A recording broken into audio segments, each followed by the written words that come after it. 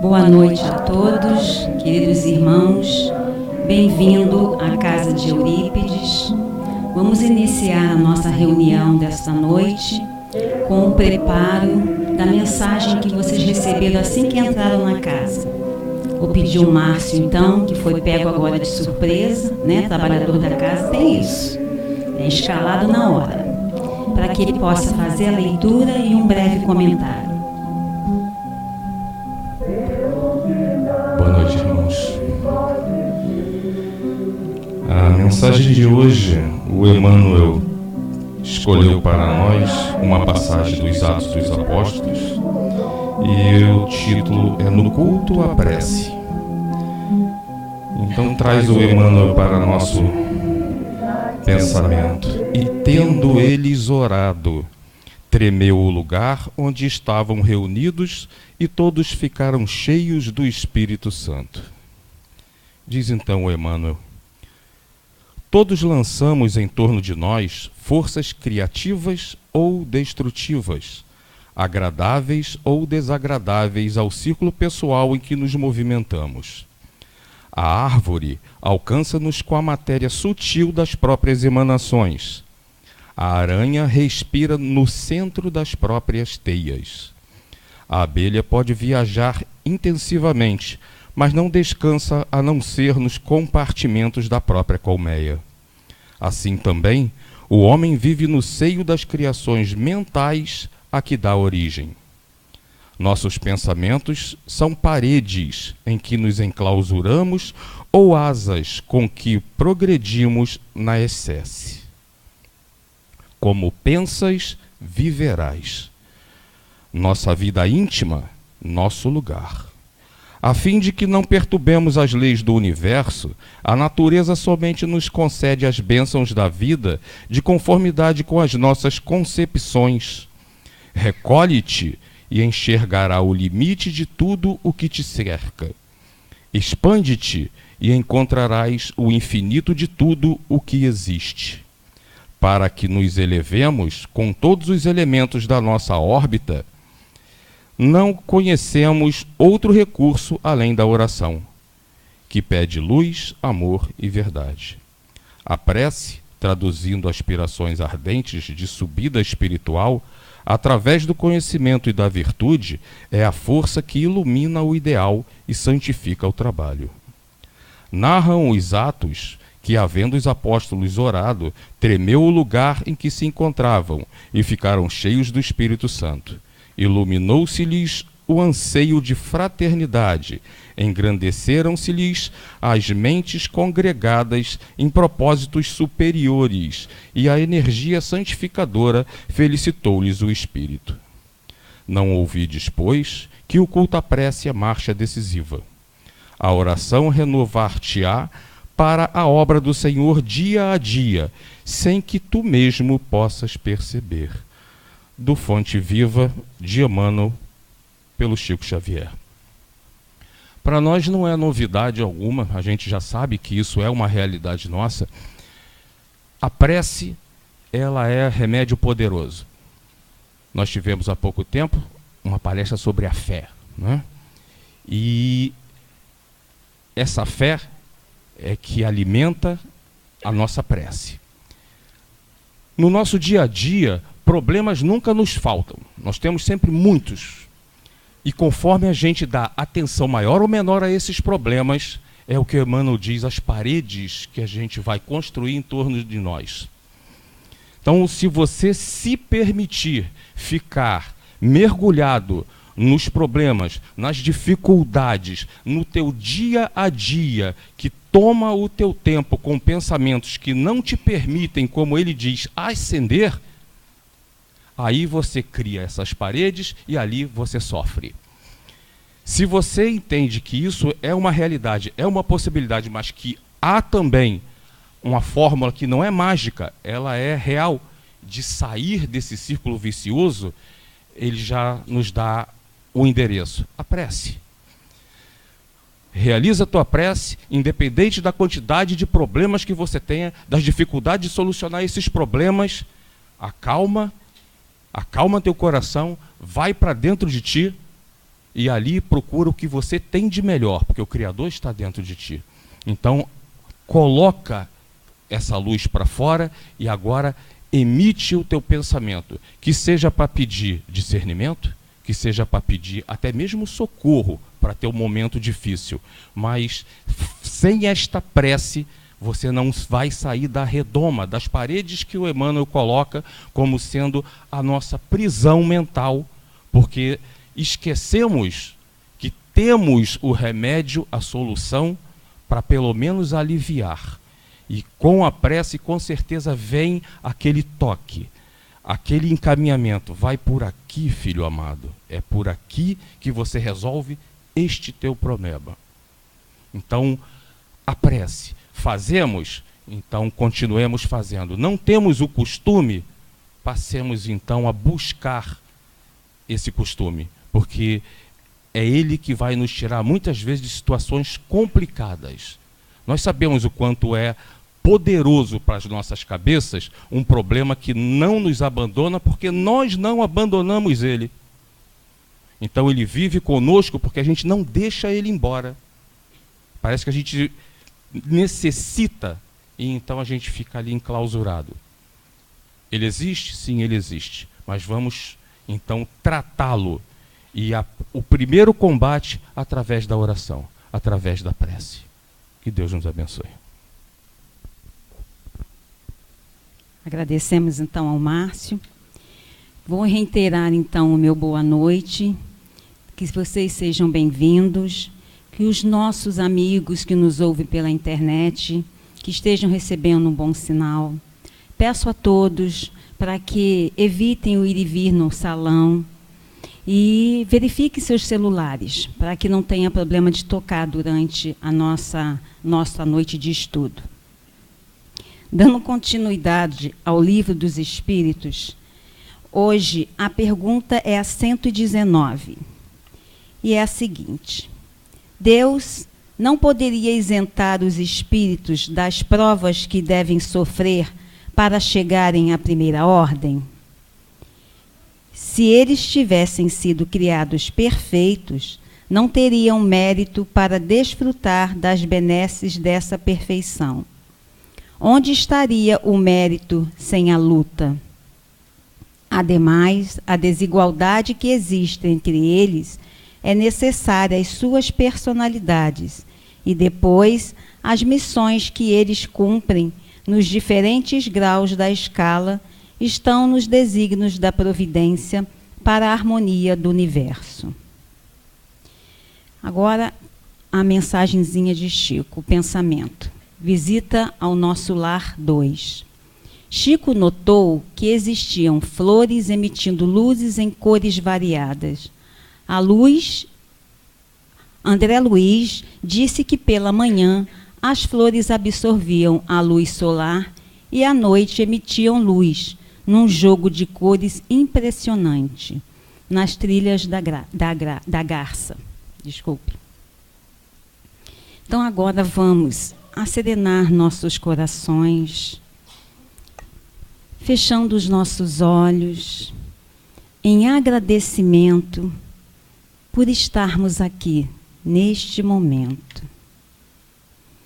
Pedindo a Deus, Pai amoroso e bondoso, estamos aqui hoje reunidos em Teu nome, e assim, abraçados ao amor do nosso Mestre Jesus, agradecemos, primeiramente, por essa casa, que está sempre aberta a nos receber, despertando em nós os melhores sentimentos de acolhimento, de amparo, de alegria, ao iniciar lá no portão, na entrada, onde as nossas queridas amigas já nos olham com um olhar de amor e de alegria no posso ajudar. Quando entramos no salão e sentamos nessas cadeiras, desejando nos acalmar, o coral com essas lindas canções prece vem como um bálsamo acalmar ainda mais as nossas almas e os nossos corações. Junto a isso, vem a maravilha do estudo, que sempre temos a aprender, a entender e a praticar. E assim, Mestre Jesus, estamos aqui tão gratos pela casa, pelo nosso professor Eurípides, que nos deu o maior exemplo de amor e dedicação. Abençoa, Senhor, essa nossa noite. Abençoa o nosso palestrante, Afrânio, que boas vibrações possam estar com ele, trazendo a nós o estudo que, com a maior boa vontade, ele preparou para essa noite. Abençoa, Senhor, esteja conosco, que assim seja.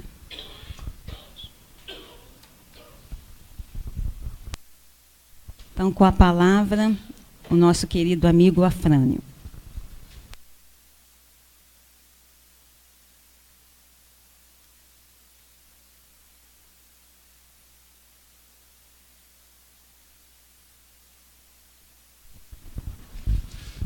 Bem, meus amigos, muito boa noite.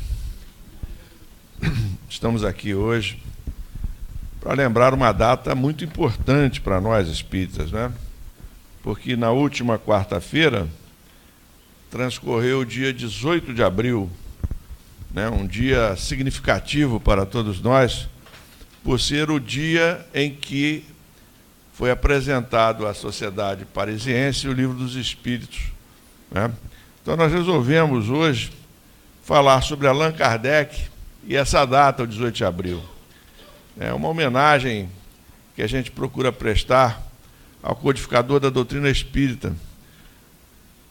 O nosso propósito é resgatar as dificuldades que Kardec enfrentou até chegar a essa data, 18 de abril de 1857, as dificuldades que ele teve posteriormente a esta data, para que assim a gente possa ainda valorizar mais ainda o trabalho desse espírito que com tanta perseverança cumpriu a sua missão aqui entre nós, trazendo essa doutrina que hoje nos acolhe e que nos ensina a caminhar melhor, né, nesse mundo de dificuldades em que nós estamos inseridos. Então, esse é o propósito. Eu me vali de alguns livros, especialmente de um livro clássico da doutrina espírita. Acredito que hoje tenham dificuldade para encontrá-lo fisicamente, que é esse livro aqui, o Livro dos Espíritos e a sua tradição histórica e lendária. O Livro dos Espíritos e sua tradição histórica e lendária. Provavelmente muitos nunca ouviram falar nesse livro. É um livro do professor Silvio Canuto de Abreu, e ele decorreu de uma conferência que foi proferida pelo Canuto de Abreu, quando o Livro dos Espíritos fez 100 anos, portanto, em 18 de abril de 1957. Dessa palestra do Silvio Canuto de Abreu, né, decorreu essa obra, que é uma obra interessante, porque ele traz em detalhes, como se fosse um romance, né, os momentos do dia 18 de abril de 1857. Né? Eu estou falando sobre o livro porque, embora vocês tenham dificuldade para encontrá-lo fisicamente, né, livrinho ali de capinha azul, como eu mostrei a vocês, ele está disponível na internet, num site chamado Autores Espíritas Clássicos. Né? Então é só vocês entrarem lá, procurar Canuto de Abreu, vai estar lá o livro todinho para vocês lerem. Tá? Mas vamos ver aqui, antes de nós entrarmos propriamente, então, no livro do Canuto de Abreu, é o nosso Kardec aí, numa das fotos que eu considero mais bonitas, né, do nosso mestre já, portanto, maduro, né? E eu queria, para contextualizar, trazer para nós uma lição do livro O Espírito da Verdade. Tinha essa capa, a capa já mudou, está mais bonita, mas essa capa aqui é a capa antiga. Aliás, eu acho essa capa mais bonita, né? Mas tem uma capa nova agora. Essa capa aí é uma figura que ficou tradicional aí na década de 60, 70. Se a gente olhar com cuidado aqui, né, os pontos pretos lá vai aparecer a imagem de Jesus, né? O Espírito da Verdade. Então, nesse livro, na lição 52, nós temos uma historinha do Hilário Silva, aquele contador de histórias que a gente já conhece, do livro Almas em Desfile, do livro A Vida Escreve, e de muitos outros livros. A gente sempre vê uma historinha do Hilário Silva. Nesse livro ele tem essa história sobre o nosso querido Allan Kardec. Eu transcrevi a história aí para vocês lerem junto comigo. A gente vai lendo juntos aí, vamos trazendo fazendo alguns comentários. Então tá lá, ó. São 3 momentos. Primeiro momento, Allan Kardec, o codificador da doutrina espírita, naquela triste manhã de abril de 1860, estava acabrunhado, fazia frio. Abril de 1860. 3 anos, portanto, tinham se passado desde o momento em que o Livro dos Espíritos foi lançado. Muito embora a consolidação da Sociedade Espírita de Paris e a promissora venda de livros, escasseava o dinheiro para a obra gigantesca que os espíritos superiores lhe haviam colocado nas mãos. Então, eu acho importante a gente perceber que Kardec, depois que o Livro dos Espíritos é lançado, ele continua sendo um homem humilde, continua vivendo com dificuldades, né? Então, em 1860, escasseavam recursos para lhe dar sequência à obra que tinha sido colocada nas mãos dele. E ele estava desanimado naquele abril de 1860. A pressão aumentava, missivas sarcásticas avolumavam-se à mesa. Quando mais desalentado se mostrava, chega a paciente esposa, Madame Rivail, a doce Gabi, a entregar-lhe certa encomenda cuidadosamente apresentada, né?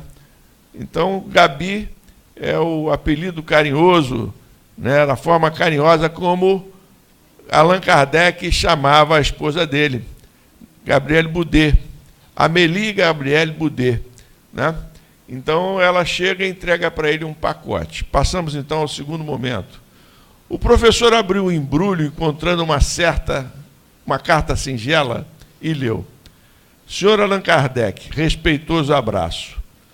Com a minha gratidão, remeto-lhe o livro anexo, bem como a sua história, rogando-lhe, antes de tudo, prosseguir em suas tarefas de esclarecimento da humanidade, pois tenho fortes razões para isso. Sou encadernador desde a meninice, trabalhando em grande casa desta capital. Há cerca de 2 anos, casei-me com aquela que se revelou minha companheira ideal. Nossa vida corria normalmente, tudo era alegria e esperança, quando no início deste ano, 1860, portanto, de modo inesperado, minha Antoinette partiu dessa vida, levada por sorrateira moléstia. Meu desespero foi indescritível, e julguei-me condenado ao desamparo extremo. Sem confiança em Deus, sentindo as necessidades do homem do mundo e vivendo com as dúvidas aflitivas do nosso século, resolvera seguir o caminho de tantos outros ante a fatalidade. A prova da separação vencera-me, e eu não passava agora de trapo humano. Faltava ao trabalho, e meu chefe, reto e ríspido, ameaçava-me com a dispensa. Minhas forças fugiam. Namorara diversas vezes o Senna e acabei planejando o suicídio. Seria fácil. Não sei nadar, pensava. Sucediam-se noites de insônia e dias de angústia dias de angústia. Em madrugada fria, quando as preocupações e o desânimo me dominaram mais fortemente, busquei a Ponte Marie. A Ponte Marie, sobre o rio Sena, né? O Sena que ele se refere ali é o rio Sena, aquele rio que corta Paris. Então ele passou por aquela decepção de perder a mulher amada e começou a planejar o suicídio. E a Ponte Marie era a ponte dos suicidas, lá em Paris, né? E ele começou a planejar se julgar da ponte. Olhei em torno, contemplando a corrente, e ao fixar a mão direita para atirar-me, toquei um objeto algo molhado que se deslocou da amurada, caindo-me aos pés. Surpreendido, distingui um livro que o orvalho umedecera. Tomei o volume nas mãos e, procurando a luz mortiça de porte vizinho, pude ler logo no frontispício, entre irritado e curioso. Então, no momento em que ele vai se atirar, a mão dele encontra um livro lá no beiral da ponte, né? Esta obra salvou-me a vida. Leia com atenção e tenha bom proveito. A. Lohan. Estupefato li a obra, o Livro dos Espíritos, ao qual acrescentei breve mensagem, volume esse que passo às suas mãos abnegadas, autorizando o distinto amigo a fazer dele o que lhe aprouver. Ainda constavam da mensagem agradecimentos finais, a assinatura, a data e o endereço do remetente. O codificador desempacotou então um exemplar de O Livro dos Espíritos, ricamente encadernado, em cuja capa viu as iniciais do seu pseudônimo e na página do frontispício, levemente manchada, leu com emoção não somente a observação a que o missivista se referira, mas também outra em letra firme. Salvou-me também. Deus abençoe as almas que cooperaram em sua publicação. Joseph Perrier. Né? Então, aquele Livro dos Espíritos já salva a vida de uma pessoa, do Lohan, e também de Joseph Perrier. Então, a terceira parte da mensagem, após a leitura da carta providencial, o professor Rivail experimentou nova luz a banhá-lo por dentro. Conchegando o livro ao peito, raciocinava, não mais em termos de desânimo ou sofrimento, mas sim na pauta de radiosa esperança. Era preciso continuar, desculpar as injúrias, abraçar o sacrifício e desconhecer as pedradas. Diante do seu espírito turbilhonava o mundo necessitado de renovação e consolo. Allan Kardec levantou-se da velha poltrona, abriu a janela à sua frente, contemplando a via pública, onde passavam operários e mulheres do povo, crianças e velhinhos. O notável obreiro da grande revelação respirou a longos haustos e, antes de retomar a caneta para o serviço costumeiro, levou o lenço aos olhos e limpou uma lágrima. Bonita, né? Eu acho essa história sobre Kardec uma das histórias mais bonitas que já escreveram sobre ele, né? Porque mostra o nosso codificador como homem normal, como homem aqui vivendo a sua encarnação, participando das dificuldades que nós todos participamos no nosso dia a dia, orando, como foi falado aqui na mensagem inicial, né? Orando para que possa encontrar forças para superar as dificuldades. E assim como nós, quando oramos, recebemos a resposta para ele veio na forma de um livro que tinha servido para salvar a vida de pelo menos 2 pessoas que o haviam lido. E certamente Kardec deve ter refletido, e quantas pessoas mais não se beneficiaram da leitura desse livro.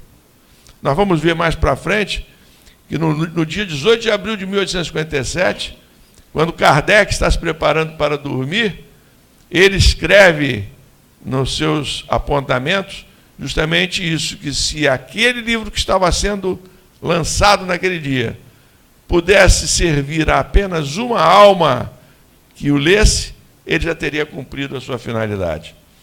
Então vejam que em 1860, 3 anos depois, nós já temos aí o retorno de todo esse esforço que o nosso codificador fez, né? E aí nós começamos a refletir sobre esse episódio, tracei algumas conclusões sobre ele. O que é que esse episódio nos leva a pensar? A primeira conclusão que eu tirei é o caráter missionário de Allan Kardec, né? Porque, apesar de todas as dificuldades que ele enfrentou, ele não esmoreceu o momento jamais. Ele pode ter desanimado em algum momento, mas ele tinha como certa a missão que havia traçado no plano espiritual, e ele ia em frente e foi em frente. 1860 foi apenas o início da sua trajetória. Kardec conheceu a doutrina espírita, ou melhor, ele conheceu as manifestações espíritas com 51 anos de idade, em 1855. Em 57 lançou o Livro dos Espíritos, em 60 deu esse episódio que nós estamos vendo. Então ele enfrentou com coragem todas as dificuldades. E nós vamos ver que a coragem nos momentos difíceis da vida é uma característica marcante desse espírito que veio como Allan Kardec. Hippolyte Léon Denis Arrival, hoje Allan Kardec para nós. Então a primeira coisa que a gente vê é que ele é um espírito comprometido com a missão que tinha assumido no plano espiritual. A segunda coisa que a gente vê é que ele vinha sofrendo críticas desde 18 de abril de 57. Então o lançamento do livro não foi um lançamento festejado, alguma coisa assim que foi rapidamente aceita por toda a sociedade.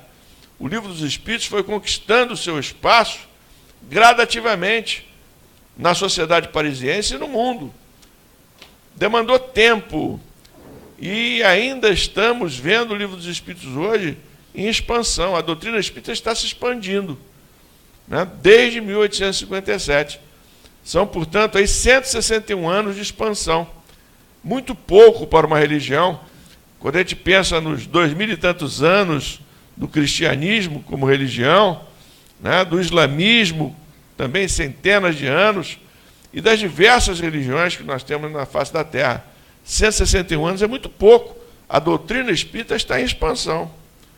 Outra coisa, o desânimo daquele momento e o estímulo que a mensagem lhe trouxe, revigorando sua fé. Né? Quantas vezes essa mensagem de estímulo chega para nós das mais diferentes maneiras, mas em nenhum momento nós estamos desamparados. Se nós nos entregamos à prece, à oração, como o companheiro que fez a mensagem inicial, né, falou sobre a mensagem inicial, referiu, a resposta vem. Pode ser que não seja a resposta que nós queremos. Ah, eu gostaria de ganhar uma expressiva soma para poder ter tranquilidade financeira. Pode ser que a resposta não seja essa. Mas a resposta vem em termos de saúde para que você possa, com o teu trabalho, superar todas as dificuldades, vencer os obstáculos e cumprir os compromissos espirituais que você assumiu. Kardec foi assim. Kardec não pediu dinheiro em nenhum momento. Kardec queria realmente esse retorno do mundo espiritual, e o retorno veio. A partir daí seguiram-se as demais obras da codificação, porque 1860, aí depois veio o Livro dos Médiuns, 61, 64, o Evangelho segundo o Espiritismo, 65, o Céu e o Inferno, 68, a Gênese, e nesse período todo a Revista Espírita sendo publicada mensalmente, um exemplar, desde 1858. Então Kardec, ele realmente abraçou a tarefa que tinha assumido no plano espiritual.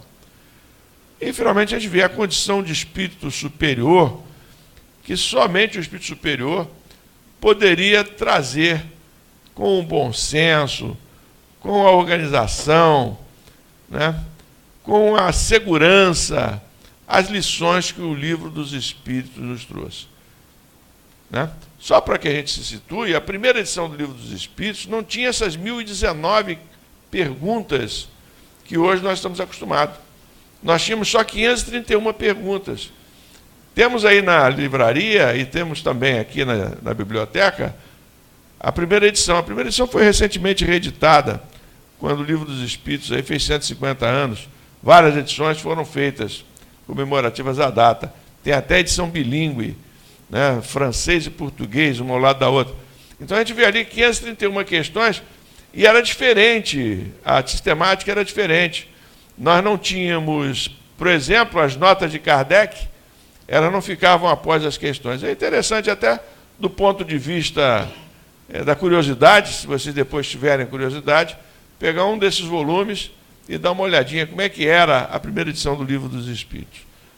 Bem, mas então, essa condição, esse preparo que Kardec mostra ter para trazer a doutrina espírita, para trazer o Livro dos Espíritos, só poderia ser possível de encarnações compatíveis, né? Então, como Allan Kardec, porque esse termo Allan Kardec foi revelado a ele, como está dito ali, pelo Espírito Zéfiro, né? No início em que ele pesquisava a doutrina espírita, esse Espírito Zéfiro se manifestou e disse-lhe que ele, no passado, tinha sido seu amigo de Hippolyte Léon Denis Rivail, que era o nome do pesquisador francês que depois nós passamos a chamar de Allan Kardec. Então, esse Zéfiro disse que no passado eles tinham sido sacerdotes, druidas, na Gália, e tinham recebido, portanto, ele tinha o nome, portanto, de Allan Kardec. Daí é que veio o nome de Allan Kardec. Então ele viveu entre os celtas, né? E druida era o nome pelo qual eram identificados entre os celtas os sacerdotes, né? Os sacerdotes que tinham a responsabilidade lá entre os celtas, né, de manter a guarda dos valores da civilização céltica. Então vejam que já era um espírito lá da época dos druidas, né? Ele já era, portanto, um homem, um espírito sendo preparado, isso no século, entre o século II a.C. e o século II depois de Cristo, né? Eu acredito que grande parte de vocês aqui, quem teve aí alguma vivência com os quadrinhos, ou que gosta de cinema, viu lá o Asterix, as aventuras do Asterix. Pois é nessa época aí do Asterix que viveu o nosso Allan Kardec. E lá tem um druida no Asterix, né? O Panoramix, né? Então Allan Kardec era um druida como naquela época. Depois uma outra encarnação, para vocês verem aí como esse espírito foi sendo preparado ao longo do tempo, né? Ele foi João Hus. João Hus era um intelectual, professor da Universidade de Praga. Ele se distinguia nas discussões mais abstratas e no conhecimento de Aristóteles, da Bíblia, dos Santos Padres. E ele foi um discípulo, tradutor de John Wycliffe, das obras de John Wycliffe. E esse John Wycliffe era um outro professor, um professor inglês. Ele propagava uma porção de teses antidogmáticas. Então negava a necessidade de confissão auricular, atacava o culto às imagens, a Virgem Maria, né, a infalibilidade papal, esses dogmas da igreja, todos eram atacados pelo John Wycliffe, e o João Hus passou a atacar também. Vejam que ele aos poucos está sendo preparado. Esse aí é o João Hus. Acabou trazendo para si a ira, e João Hus, então, é queimado em 1415, 6 de julho de 1415, na fogueira, né? Só para vocês saberem, esse John Wycliffe é uma encarnação anterior de Léon Denis, né? Foi professor da Universidade de Oxford, religioso inglês, né? Ele tinha até uma Bíblia traduzida por ele, uma das Bíblias traduzidas pelo idioma inglês, chamada Bíblia de Wycliffe. Bom, não sei bem se o termo, a pronúncia do inglês é esse, mas quando o nome é estrangeiro, a gente abrasileira o negócio, porque nem sempre a gente tem convicção. Esse aí é o John Wycliffe, né? O John Wycliffe viveu, portanto, numa época. Já o Hippolyte Léon Denis Rivail, eu grifei ali, vocês podem ver, dentro do nome de Hippolyte Léon Denis Rivail tem escrito Léon Denis, lá. Léon Denis. Essa é uma curiosidade, né? Que só faz mostrar como esses dois espíritos estão interligados. Porque com o desencarne de Kardec, Léon Denis sendo mais jovem, Léon Denis vai dar sequência, vai se transformar num dos pilares da doutrina espírita, após a morte de Allan Kardec, após a morte de Kardec. É isso, está raciocínio mais rápido que eu, né? Após a morte de Kardec, né? Então, o Léon Denis, E juntamente com Camille Flammarion, eu fiquei pensando um pouco, eu estava tentando me lembrar o nome dos outros, que foi Camille Flammarion e Gabriel Delany. Foram as 4 pilastras, né? Kardec, Denis, Delany e o Flammarion. Os 4 pilastras aí da doutrina espírita. Então, esses dois espíritos aí estavam intimamente ligados, assim como também Kardec nasceu em 3 de outubro e Francisco de Assis em 4 de outubro. E a gente vê que também é uma identidade de objetivos entre os dois, né? Os dois visavam restabelecer o cristianismo primitivo. Francisco de Assis e Allan Kardec. Só curiosidade, só reflexão. Mas qual a sua trajetória até o 18 de abril de 1857? Né? Se Kardec tinha sido um espírito tão preparado, como é que foi a vida dele antes do 18 de abril? Eu fiz aqui alguns apontamentos, né? Que ele nasceu em 3 de outubro, está lá, nasceu em Lyon, né? Às 19 horas. Em 1820, são os principais fatos da vida dele, para vocês perceberem a maturidade desse espírito. Ele foi para Yverdon, ou Yverdun, na Suíça, ou Yverdun, né? Na Suíça. Ele foi estudar com Pestalozzi, que viveu entre 1746 e 1827. Você sabe que foi um pedagogo suíço, né? Pestalozzi. E Kardec, no caso ainda era Hippolyte Léon Denisard Rivail, se transformou num dos melhores alunos de Pestalozzi. Em 1822 ele se torna mestre e se bacharela em letras e ciências. Fala corretamente o alemão, o inglês, o italiano, o espanhol e o holandês, né? Línguas, portanto, que provavelmente ele trazia um embrião de encarnações passadas. Em 1824, ele funda em Paris uma escola idêntica de Pestalozzi, em sociedade com um tio, e começa a publicar obras didáticas em 1828 até 1848. Era assim que ele se mantinha, publicando obras didáticas, portanto, e se mantinha também, né, com as rendas que obtinha nessa escola, fundada em parceria com o tio. Esse aí é o Castelo de Verdun, onde o nosso Kardec estudou com Pestalozzi. Aí 2 fotos aí para vocês verem. Quando forem à Suíça, vocês já sabem onde identificar. Em 1832, ele casa com a Gabrielle Boudet, né, a Marie Gabrielle Boudet, que era mais velha que ele, né, 9 anos mais velha que ele.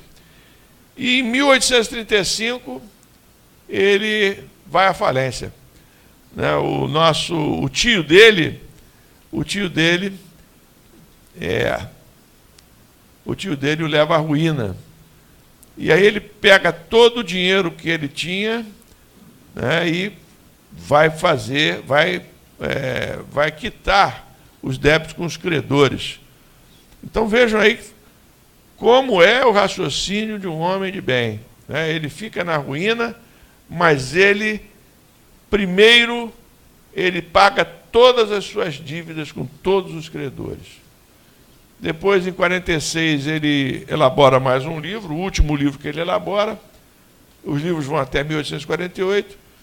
Em 1849, ele leciona no Liceu Polimático de Paris várias disciplinas, fisiologia, astronomia, química e física, e publica várias obras adotadas pela Universidade de França.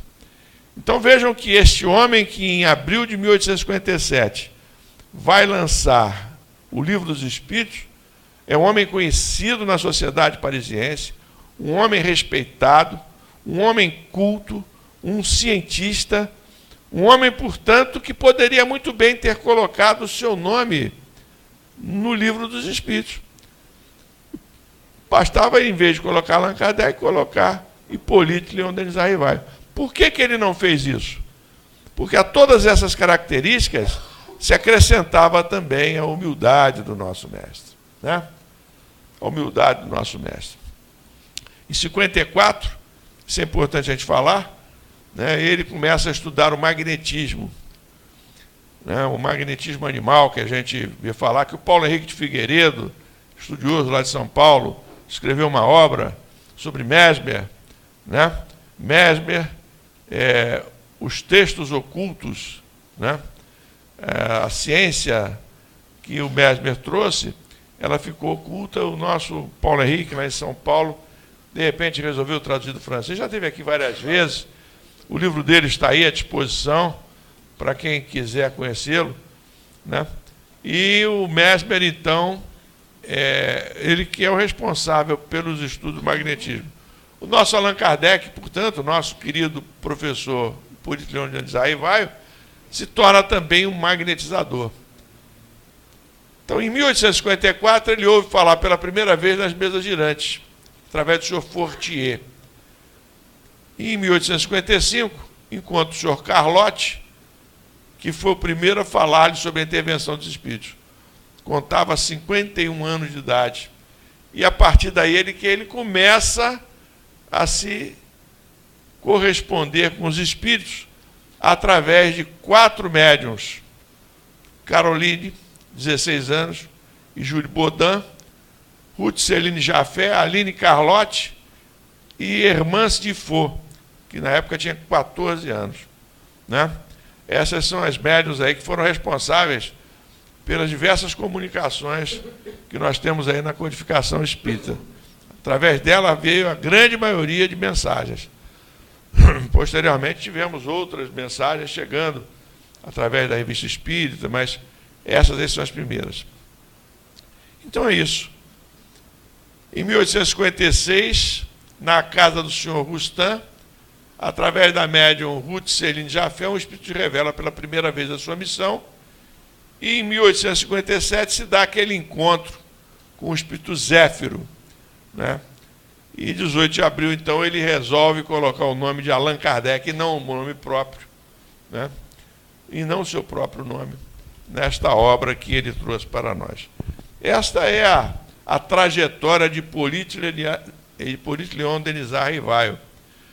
Para o Herculano Pires, que foi um grande pesquisador, pedagogo, né, filósofo da doutrina espírita, em 18 de abril de 1857 que teria nascido Kardec, e não em 3 de outubro de 1804.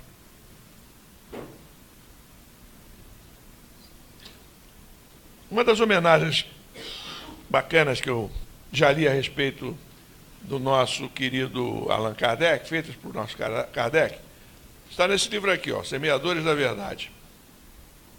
Esse livro aqui, do Alaor Borges Júnior, né, o Alaor Borges Júnior é o médium, talvez dos que estão encarregados hoje de trazer, fazer o correio fraterno, né, que é esse trabalho de comunicação do mundo espiritual com o mundo físico, talvez o Alaor seja o que mais autenticidade dá às mensagens. Já esteve aqui na nossa casa várias vezes, ali no Dona Meca, está sempre vindo ao Rio, ele é lá de Minas Gerais. E esse livro aqui é o primeiro livro lançado pelo Alaor, já tem algum tempo, mas o que a gente nota nesse livro é a total identidade dos espíritos, né? Se você conhecer um pouquinho de Casimiro Cunha, de Augusto César Neto, de Castro Alves, de Meimei, dos diversos espíritos que nós nos acostumamos a ver na obra de Chico Xavier, você vai ver os mesmos espíritos aqui nessa mensagem. E eu vou fazer essa homenagem agora, porque depois eu vou falar só do 18 de abril de 1857, vou falar só de Canuto de Abreu. Então, o Augusto César Neto, ele traz essa mensagem aqui para nós. Diz assim ele, ó, homenageando Kardec. O Augusto César Neto foi um jovem que desencarnou num acidente, né? E ele participou de alguns livros que foram psicografados pelo Chico, né? Motoqueiros no Além, Somos 6, alguns livros, portanto, de jovens trazendo mensagem do plano espiritual. Aqui ele dá uma mensagem homenageando Kardec. Esse é o nosso objetivo hoje. Então vou me valer aqui da homenagem do Augusto César Neto. Diz ele assim: oi, gente, é um jovem falando, não quero dar uma de mentor, mas os maiores lá de cima determinaram que eu viesse a esta reunião para dar o meu recado de eterno aprendiz de nosso paizão do universo. Solicitaram-me que algo escrevesse com o objetivo de dedicar escritos àquele grande mestre que no dia 3 de outubro de 1804 foi deixado pela cegonha nas terras de Lyon. É isso aí, moçada. Meu papo hoje está voltado para este grande homem que em tão pouco tempo despertou a humanidade para as realidades da alma imortal. Em torno de 15 anos, esse grande espírito designado pelo Consolador prometido deixou tantos tesouros para a humanidade. Gente, o exemplo de Kardec é digno de ser imitado. O homem não pisou na bola com a espiritualidade maior, não fez corpo mole, abraçou com devoção a causa a que se dedicou, renunciou a tudo em prol da missão assumida, reteve o tempo e foi capaz de tê-lo sob seu constante domínio. Não desperdiçou um só momento da sua abençoada existência.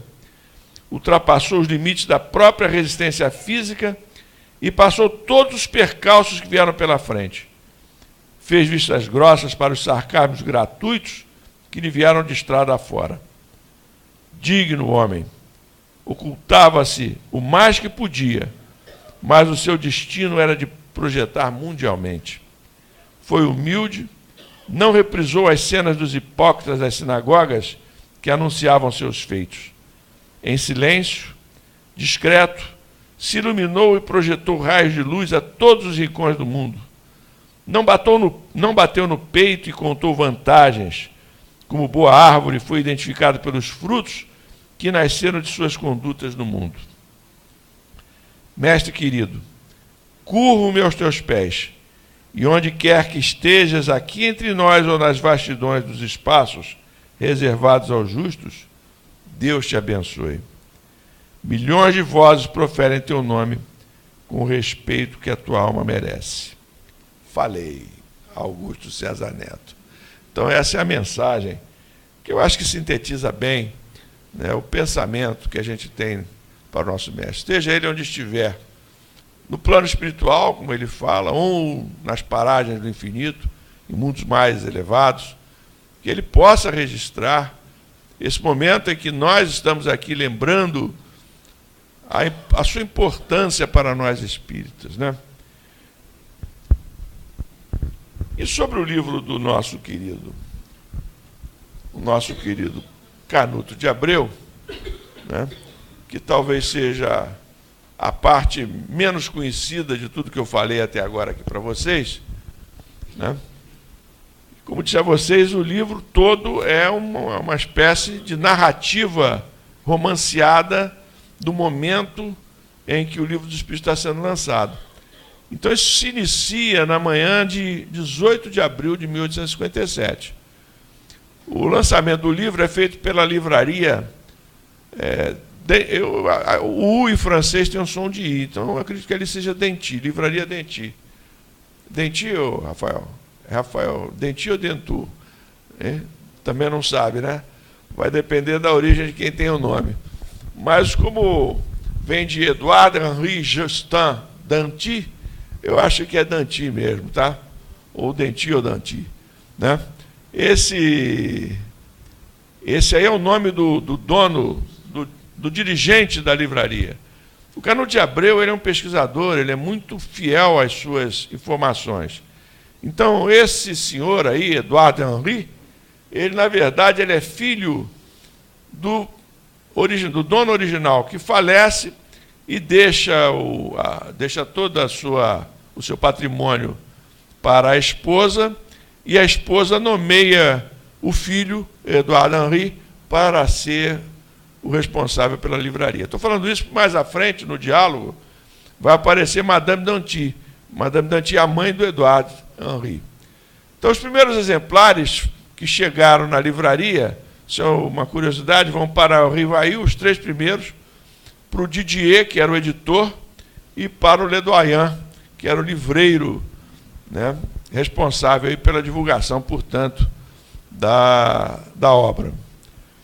Então, à noite, na casa do casal Rivaio, foi feita uma recepção para comemorar o lançamento do livro. Presente todos os amigos do casal, inclusive as médiuns que possibilitaram, aquelas 5 médiuns cujo nome nós vimos lá. Então, o livro é rico em diálogos, né, em relação a eles. Vou me fixar no final, que ao final da reunião, a irmã de Faux, que era a médium que recebia o Espírito São Luís, que está presente em várias passagens do Livro dos Espíritos e do Evangelho segundo o Espiritismo, principalmente dessas 2 obras, mas também está lá no Livro dos Médiuns, né? Uma série de esclarecimentos de São Luís. A irmã de Faux é que ditava, que era o instrumento do São Luís, né? Então, a irmã de Faux fica mediunizada, se põe de pé, ergue o braço num gesto elegante e autoritário de atenção e profere uma prece, sucedendo uma anteriormente feita pelos encarnados. Então, quando está chegando ao final da reunião, todos os encarnados resolvem fazer uma prece. Terminada a prece, a irmã de Faux fica mediunizada e faz, portanto, a seguinte colocação. Está aqui, estou aqui nesse ponto aqui. Nos momentos finais, após curta interpretação, a irmã se derramou 2 lágrimas, voltando a falar. A prece erguida há pouco por vocês tocou profundamente nossos corações. Nós a acompanhamos com fervor, acrescentando-lhe pensamentos que lhe vamos resumir nestas palavras. Senhor, sabemos que fomos convocados na terra e no espaço para a grande batalha da verdade. Reconhecemos qual é o nosso dever, mas somos fracos e a tarefa é ingente. Encoraja-nos o propósito de servir-te. Se desfalecermos por um momento, reanima-nos. Se tombarmos por um descuido, reergue-nos. Não nos deixe cair mais no cativeiro da soberba, da cobiça e do egoísmo. Liberta-nos, Senhor, desses negros grilhões do mal, ainda que pela dor, Senhor. Assim seja, exclamou Rivaio. Assim seja, repetiram todos. Agora, caros camaradas, despeço-me, desejando-lhes coragem e êxito. E nomeou-se Luís de França. Luís de França. Né? Era o São Luís, portanto, que tinha sido rei da França. Né? Então, meus amigos, vejam aqui que a prece feita naquele momento, se desfalecemos por um momento, reanima-nos, ela teve resposta em 1860, com a chegada do pacote que Kardec recebe na sua casa, aquele início que nós lemos aqui. Né? Naquele momento, é a resposta da prece que tinha sido feita pela primeira vez em 1857. Quer dizer, Kardec foi reanimado naquele primeiro momento.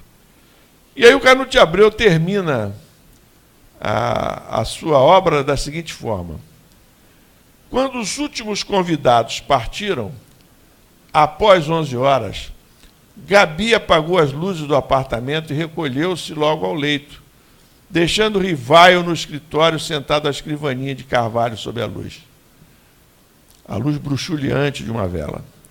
Ele apanhou um caderno, já em parte escriturado e com o título Memórias, e principiou a escrever. Hoje, finalmente, 18 de abril de 1857, posso dizer que lancei a público o trabalho mais importante de minha vida, pelo enorme benefício que certamente espalhará. E isto devo, e aí Kardec deu uma paradinha. A quem ele devia essa obra que tinha chegado por seu intermédio? Susteve a pena por um instante e, tirando da gaveta central um dossiê de couro marrom, bojudo, de papéis escritos, desatou e foi rebuscando entre folhas soltas a comunicação que lhe viera à lembrança ao escrever devo. Tinha esta nota à margem. De Zéfiro, ou de Zefir, em 5 de janeiro de 1857. data em que entreguei o manuscrito do Livro dos Espíritos a Madame Danty, evocando mentalmente o espírito amigo que lhe dera, continuou a escrever após a palavra. Devo, em primeiro lugar, a ti, caro amigo, prezado companheiro de outrora, quero deixar aqui transcritas em destaque as tuas palavras. Mas qual? A verdade não será conhecida tão cedo, nem acreditada pela maioria antes que decorram muitos anos. Você não verá nesta existência senão a aurora do sucesso desta obra. Tudo que está em amarelo foi ditado pelo Zéfiro, ou pelo Zefir, né? Traduzindo Zéfiro, né? Em 5 de janeiro de 1857. Terá que voltar à Terra reencarnado noutro corpo, para completar o que está apenas começando a fazer. Terá que voltar à Terra reencarnado em outro corpo.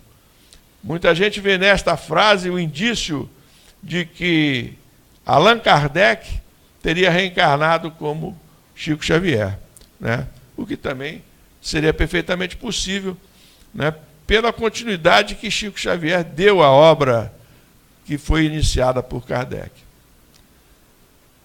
Só então verá em plena messe os primeiros frutos da sementeira que o Livro dos Espíritos vai espalhar pelo mundo. Agora, você terá somente invejosos e competidores que procuram denegri-lo e contradizê-lo. Não se desencoraje, porém, nem se inquiete com o que disserem ou fizerem contra. Prossiga na tarefa, continue incessantemente a trabalhar pelo progresso da humanidade. Isso em janeiro de 1857. Enquanto perseverar na via do bem onde entrou, você será sustentado fortemente pelos espíritos bondosos e servo da verdade. No começo do ano passado, prometi minha amizade aos que durante o curso dos ensinos se portassem convenientemente em todas as circunstâncias. O ano acaba de findar-se. Quero cumprir a minha promessa, anunciando-lhe: você foi o escolhido. Então Zéfiro diz para ele claramente que ele tinha sido escolhido para trazer a mensagem, Kardec tinha sido escolhido para trazer a mensagem dos Espíritos. Revaio após em seguida estas palavras: obrigado mais uma vez, caro amigo. Não fiz mais do que o dever para ser digno de sua estima e da confiança de meu guia. Se agi convenientemente, devo-lhe muito, prezado irmão. Você guiou-me nos primeiros passos, trouxe-me os primeiros instrutores, apresentou-me ao Espírito Verdade, mostrou-me algumas páginas antigas de meu passado.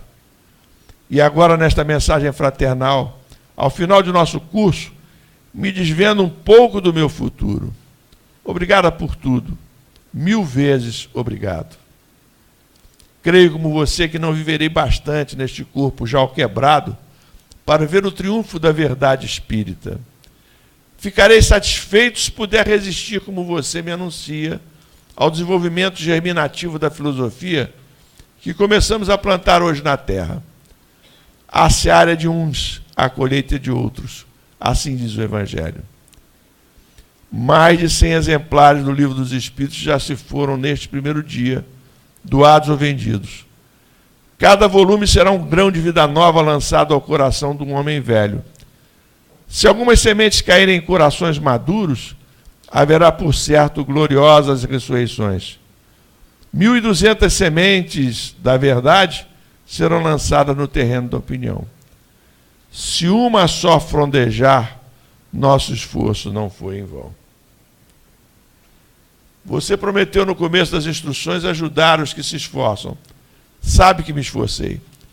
Rejubilo-me em ver que também você cumpriu a promessa de estimar os que se esforçam. Guardarei como preciosa a sua estima. Está ouvindo? O relógio soa meia-noite. Sinto alguém alertar-me em surdina. Adeus, caro amigo. Rivaio fechou a pasta de couro marrom sobre o caderno escrito e, levantando-se, ouviu uma voz. Até logo, amigo. Até breve, respondeu ele. E de castiçal em punho, rumou para o leito na ponta dos pés para não despertar Gabi. Né? Então essa é a passagem que eu considerei muito bonita sobre a vida do nosso mestre, que retrata as dificuldades que ele teve, que retrata as suas incertezas, o amparo espiritual que ele teve, né? E nós só podíamos, nesse dia próximo a 18 de abril, lembrar essas passagens. E aqui, todos juntos, agradecemos ao nosso mestre Kardec por ter nos trazido esta obra tão importante para as nossas vidas, como é o Livro dos Espíritos. E onde quer que eles estejam, agora copiando Augusto César Neto, no mundo espiritual ou nas paragens do infinito, quem sabe em mundos mais elevados, que ele possa registrar o nosso sentimento de gratidão e, portanto, o nosso muito obrigado. Muita paz para todos.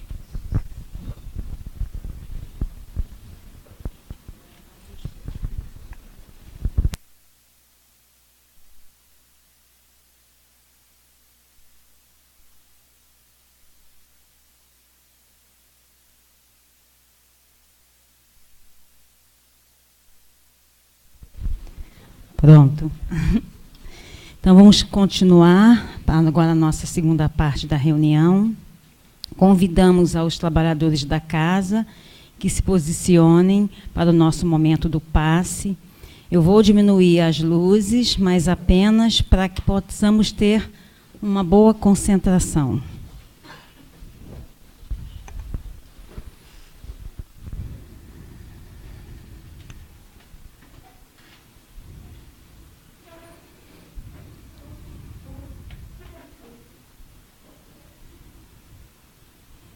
E no silêncio de nossos corações, agora, vamos fazer aquela conversa íntima com o nosso bondoso Deus, nosso Jesus amigo, em nossas preces, aproximarmos ainda mais os nossos corações, desejando que esse momento seja um momento de muitas bênçãos.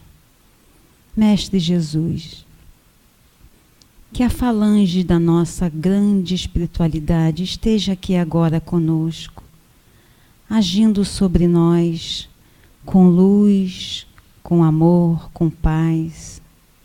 Que os nossos companheiros que agora pousam as mãos sobre nós, lance essas energias, trazendo a cada um o merecimento, para que possamos trabalhar em nossas mentes, em nosso coração, em nosso corpo, as energias do bem, do amor, da compreensão e da paz. Que neste momento, Senhor, a Tua luz, as Tuas bênçãos esteja sobre nós. Que assim seja.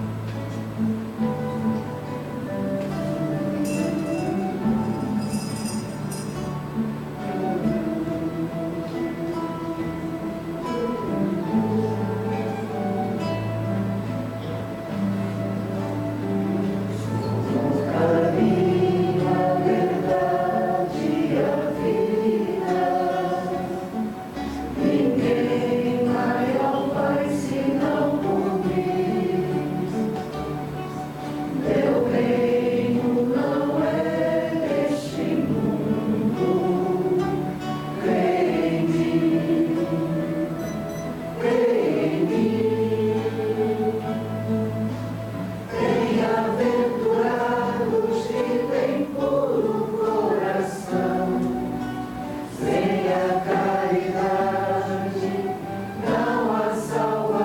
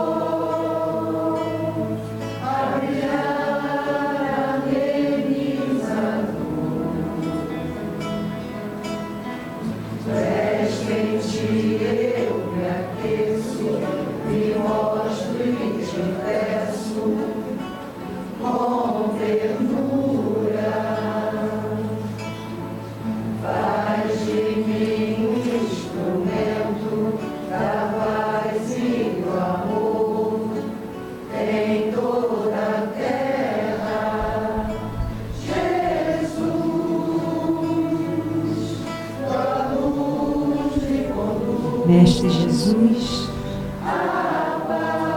e é com o coração com muita alegria que agradecemos por esse momento, por termos chegado até aqui, de receber esses presentes, porque são presentes as tuas bênçãos, as boas vibrações, as canções, esse momento que nos permite nos entregarmos em pensamentos, em calma, em Teu nome, Senhor.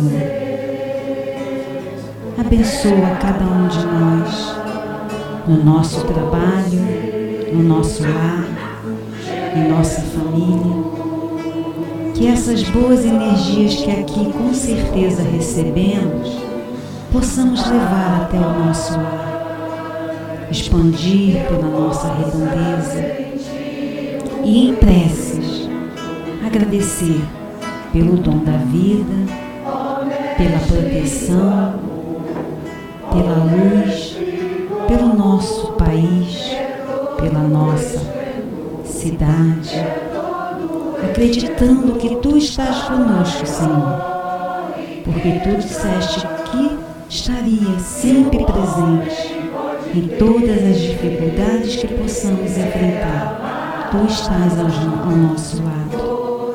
E assim, com o coração agradecido, pedimos, Senhor, que continue a nos abençoar, a nos intuir, a nos proteger, a nos amparar.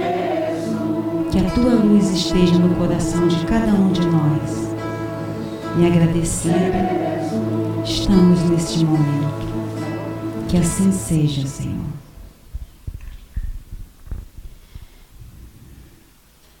Nós vamos passar agora a palavra ao Gilberto. Vai dar alguns recadinhos. Não, nós queríamos informar que no dia 1º de maio nós completamos 53 anos de fundação. Agora, 1º de maio, 53 anos de fundação. Eu fui um daqueles que estiveram lá com o Chico pedindo se podíamos fundar um centro aqui. Não me perguntem a minha idade, que eu não vou dizer. Então eu estou convidando a todos que venham, porque a gente vai atender as nossas irmãs que vêm todos os sábados aqui. É uma alegria, é uma festa que a gente realiza, o encontro com essas irmãs, com os meninos, todas as salas cheias de evangelizadoras incansáveis, quer dizer, e abraçam esses meninos, enfim. Quando eles mudam de turma, eles até ficam com pena por largar aquela evangelizadora, quer dizer, é feito tudo com o maior carinho.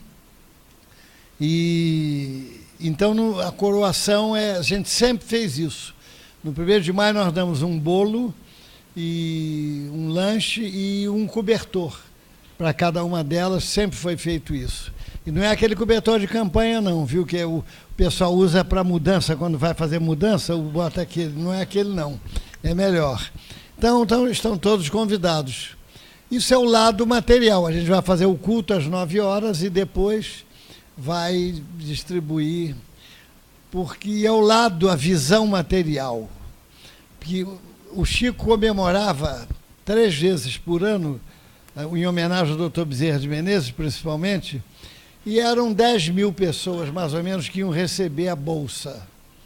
E uma vez uma senhora paulista, endinheirada, perguntou ele: Chico, mas vem cá, você tanto trabalho, ficou até 3, 4 horas da manhã preparando as bolsas para esse pessoal e daqui a uma semana não tem mais nada. Eles comem tudo. E o Chico foi para casa pensativo, preocupado. Aí o doutor Bezerra de Menezes veio em socorro ao Chico e explicou: olha, na sexta-feira, porque a distribuição era no sábado, nós já estamos trazendo aqui, eu ouvi o Chico falar isso, espíritos da Segunda Guerra Mundial, na época, nazistas, que vão ser reencarnados aqui nas favelas de Uberaba, porque eles não encontram outro berço para reencarnarem na Europa. Então, sexta-feira, porque então a gente deduziu, né? Aquele pobre com muita dificuldade, quando ele tem uma bolsa com feijão, arroz, aquilo tudo, ele descansa. Ele vai para a tendinha tomar um golezinho e comentar sobre futebol, né? Quer dizer, então ele até fica mais simpático, ele olha para a mulher, vê a mulher mais simpática, aquilo tudo, né? Aí os nazistas começaram a nascer, as pessoas. Então a gente não tem visão do que pode acontecer no dia, né? Quer dizer, o que o plano espiritual arma. Então é uma festa, todos estão convidados para essa distribuição que a gente faz não são 53 anos, porque a sede foi fundada 3 anos depois, mas todos estão convidados.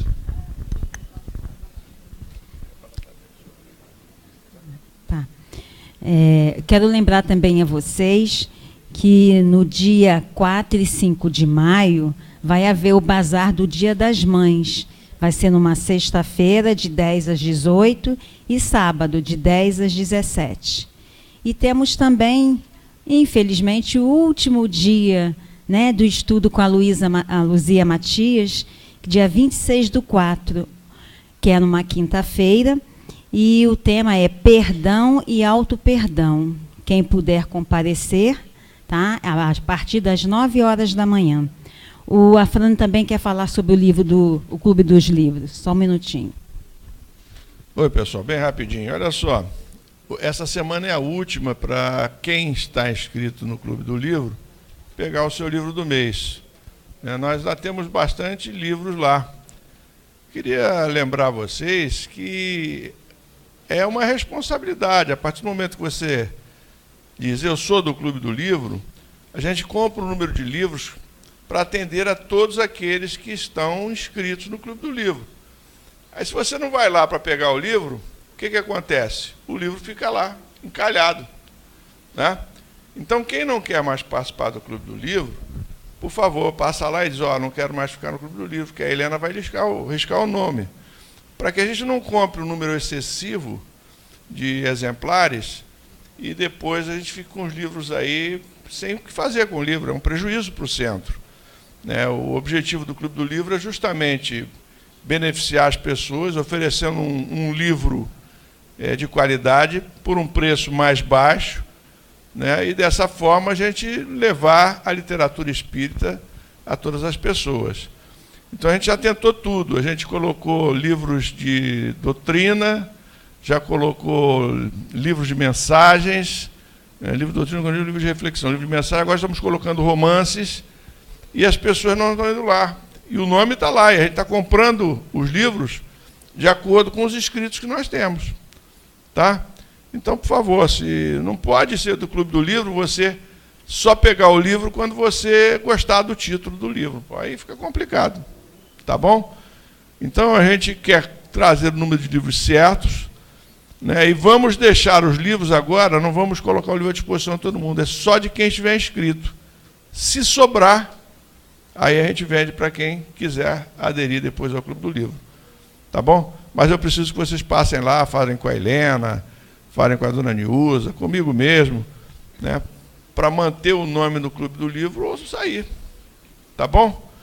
Então era isso que eu queria dizer para vocês aí, tá? Vamos fazer isso aí com responsabilidade para que a gente possa efetivamente estar se ajudando e ajudando a casa.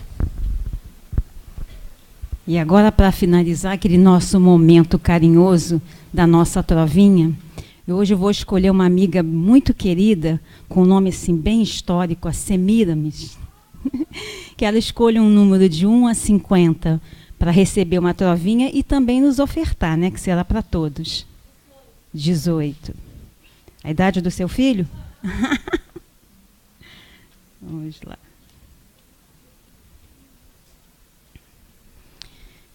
Quem ama somente o rosto, muito cedo perde a fé.